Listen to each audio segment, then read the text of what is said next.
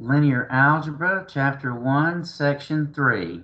Dimension of a vector space. The whole purpose of Section 1.3 is to establish the fact that any two bases of the same vector space have the same number of elements in it.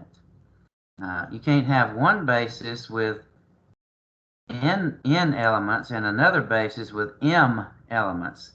Any two bases must have the same number of vectors in it. That number is called the dimension of the vector space. Now, Theorem 3.1 is needed to prove this fact. Now, I'm just going to look at Theorem 3.1. We will not be proving this one. You can read the proof in the book. It's very long and maybe a little hard to follow, so I decided not to go through that one, and I'm not going to hold you responsible for that one. But look at it. It says, let V be a vector space over scalar field K. Let V1 through V sub m be a vector space over be a basis of V over K. But then let W1 to Wn be vectors in V, where n is greater than m. Then the Wi's, W1, Wn, are linearly dependent. What this says is, when you have a finite dimensional vector space having dimension m, and then you have a set of any vectors where n is greater than m, those vectors are dependent. That is, for example, suppose you're looking in Kn. So if you have more than n vectors in Kn, they're automatically linearly dependent. And you can read the proof. It's a proof that is stepwise by induction. So once we have that fact, and I actually mentioned that fact in the last video, I think, as well. But once we have that fact, then Theorem 3.2 tells us that when we have a vector space, and suppose one basis has n elements, and another basis has m elements, then m must be equal to n. And the proof is a one-liner now. Applying Theorem 3.1, if m is greater than n, then those vectors would be dependent, contradicting the assumption, and vice versa. If n is greater than m, then those vectors would be linearly dependent, contradicting the assumption that they're a basis. Hence, both of those are impossible. Hence, m is equal to n. And so we call this number the dimension of our vector space. So, definition, when Vk is a vector space, when B, V1, V2 through V sub n is a basis, then the number n is called the dimension of V. Note that if V is just the trivial vector space consisting of only the zero vector, then it has dimension 0. And I just mentioned just a moment ago, like example 1, the dimension of Rn is n over R. The dimension of Cn is n over C. And in general, the dimension of Kn is n over scalar field K. All right, remember that E1 through E sub n form the standard basis of Kn over K. The unit vectors E1 through E sub n form the standard vectors over the standard basis over for Kn over K. So when a vector space has a finite number of elements in its basis. We say that it's finite dimensional. If it has an infinite number of elements in the basis, we say that is infinite dimensional. Now, we don't deal with infinite dimensions in linear algebra in this course, so we're only going to be working with finite dimensional vector spaces. Now, example 2 is, suppose our vector space is actually equal to the field K. In other words, the field K taken over itself is indeed a vector space. For example, the real numbers over the real numbers, that is, the real number line, is a vector space, and it has dimension 1. The same is true for any field. A field is also a vector space over itself, having dimension 1, and its basis is the element 1, because any scalar in field K, A, can be written as A times 1. So K over K has dimension 1. And then example 3, when we have a vector space and a subspace that has dimension 1, is called a line. A subspace of dimension 2 is called a plane. Subbases, or subspaces rather, of higher dimensions can be called hyperplanes. All right, so next we're going to go back to the idea of a maximal set of linearly independent vectors. We introduced this idea in section 1.2. All right, let V1 through V sub n be a set of linearly independent vectors in V. We say that they form a maximal set of linearly independent vectors if you add another vector to that set, then it becomes linearly dependent. It is the maximum number of independent vectors. So if you add another one to it, it becomes linearly dependent. So theorem 3.3. All right, and we do the proof for this one. Let V be your vector space over K, and let V1 through Vn be a maximal set of linearly independent vectors. Then those vectors form a basis for V. So if it contains the maximum number of linearly independent vectors, then all that's left to show is that those vectors span, or that they generate the vector space. That is, given any vector W in V, we must show that there exist scalars x1 through xn, so that any arbitrary vector W can be written as a linear combination of the V1 through Vn vectors. Now, V1 through Vn are maximally independent. So, if we add the vector W to that set, then by hypothesis, they automatically become linearly dependent.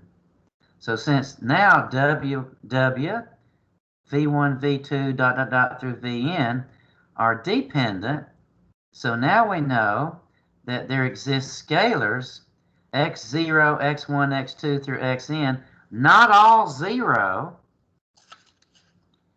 with the linear combination going from W to Vn equal to 0 vector. Now, if x0, if the scalar x0 were 0, then the vectors V1 to Vn would be linearly dependent. But that contradicts our assumption that they are linearly independent. Hence, x0 cannot be 0, and we can solve the vector equation for W. And so we get W equals negative x1 over x0 v1 minus x2 over x0 v2 minus minus xn over x0 vn. So that shows now that any arbitrary vector w and v can be written as a linear combination of the vectors v1 through vn. Hence, they span the vector space and they're already linearly independent. Hence, they form a basis for the vector space. So that's, I believe, an easy proof to understand, and you are responsible for that proof for sure. And then we have another theorem that follows it in two corollaries, and these are all things that immediately follow Theorem 3.3. Theorem 3.4 tells us when we have a finite dimensional vector space with dimension n, let dimension of v be n, and let v1 to vn be linearly independent vectors. Then they form a basis. Okay? So by Theorem 3.1, we know now that this set of vectors would be a maximal set of independent vectors. Hence, it's a basis by Theorem 3.3. Very short proof there. So once you build your toolbox with theorems, then consequences of those theorems become very simple to show. And so that tells us that a finite dimensional vector space, if you have a set of n linearly independent vectors, they automatically generate V. I believe on my last video at the summary, I had a summary where I said if the dimension of V is n, and if you have a set of m vectors in V, if n is greater than m, they're dependent. If n's less than m, they cannot span V, but when n is equal to m, then they're linearly independent if and only if they span or generate the vector space. And that third one is what Theorem 3.4 tells us. Now, there's two immediate corollaries to Theorem 3.4. A corollary is a consequence of a major theorem. So corollary 3.5. If W is a subspace of V, and if the dimension of W equals the dimension of V, then it must be the case that V and W are the same space. That is, if the dimension of the subspace equals the dimension of the whole big space, then the subspace must be equal to the big space. So the proof is using Theorem 3.4, of course. A basis for W would then also be a basis for V. Hence, it would have to have the same dimension. But now corollary 3.6, let's look at that one. Again, we have our finite dimensional vector space V having dimension n. Now let R be a positive integer less than n. Okay? Now, suppose that V1 through V sub R are linearly independent vectors in V. But we know that they do not span the vector space. So what we have to do, we have to find vectors VR plus 1, VR plus 2, dot, dot, dot, all the way up to v sub n that we can add to these given vectors so that we can now have a basis for the vector space. Corollary 3.6 is referred to as extending an independent set of vectors to be a basis for a vector space. Now, the proof for Corollary 3.6 is very important. It is a proof using induction, and you used a little bit of induction in the bridge to higher math, Math 3040. So look at the proof of Corollary 3.6, okay? All right, since R is less than N, we know that V1 to VR cannot form a basis. Now, they're independent, but they do not form a basis. And hence, they cannot be a maximal set of linearly independent vectors, okay?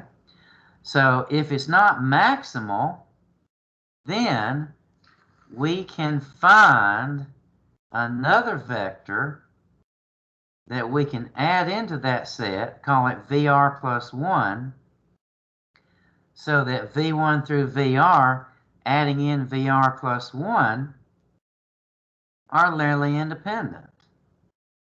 Then, if R plus 1 is still less than N, we can repeat the process and keep repeating the process stepwise by induction until we obtain N linearly independent vectors. So, we continue the process until we get a set V1 through Vn of independent vectors that span the vector space. Now, please study the proof of Corollary 3.6. You will be responsible for that proof. Okay, Theorem 3.7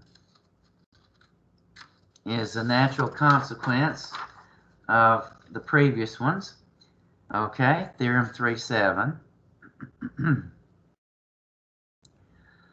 So, finite dimensional vector space V, and let W be a subspace of V, where W is not trivial, does not consist of the trivial vector alone, then its dimension has to be less than or equal to N.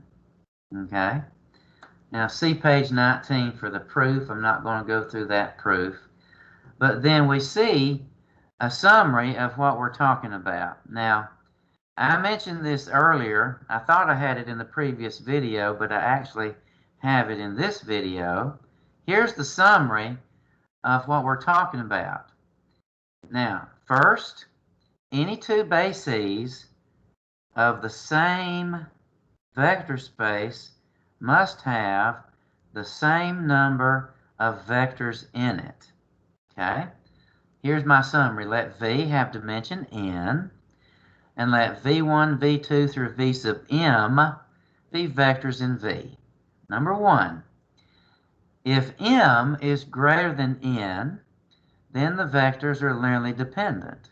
Number two, if m is less than n, the vectors cannot span or generate V.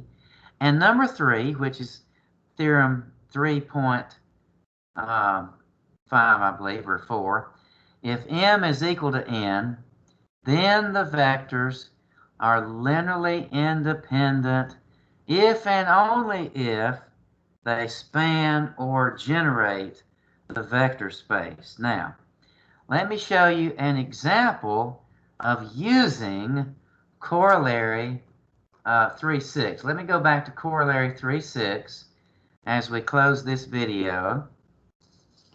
And I do this in the entry-level class, 2260. So Corollary 3.6 is again is an existence theorem. In the last video, we had the uniqueness theorem. Now we have an existence theorem. But the corollary tells us that these vectors exist that we can use to extend to a basis, but it doesn't tell us how to find those extension vectors. Well, here's how we actually do it for Kn or Rn. Suppose we have our vector space V is R3, 3 dimensions, okay? Let two vectors 1, 2, 0 and 3, 4, 0 be two ordered triples in R3. Now, to be a basis, you have to have 3 vectors in R3, and we only have 2. So we know we're going to have to add one more vector to the 2 that were given to form a basis. Now here's how you do it using matrices. Take the 2 vectors that I labeled V1, V2, write them vertically as columns in the matrix V1, V2, and then augment those 2 vectors with the 3 by 3 identity matrix. So you see that here. Vertically, you got the 1, 2, 0, 3, 4, 0, and then E1, E2, E3, which is the 3 by 3 identity. And then you row reduce it to reduced row echelon form. And naturally, V1 and V2 row reduced to the unit vectors, E1, E2. And then on the right-hand side, notice that the first 2 columns are non-elementary, and the third column is an elementary unit vector. Now notice that I drew an arrow back to the corresponding column prior to the row reduction, which was the last column in the augmented matrix. And I see that it's E3, 0, 0, 1. So that tells me that if I add in E3 to the given 2 vectors, then we have a basis for R3. So 1, 2, 0 and 3, 4, 0, now 0, 0, 1 form a basis for R3. So that's an example of how you find extension vectors when we have less vectors than the dimension of the vector space. So that concludes this video, and I will see you in the next one.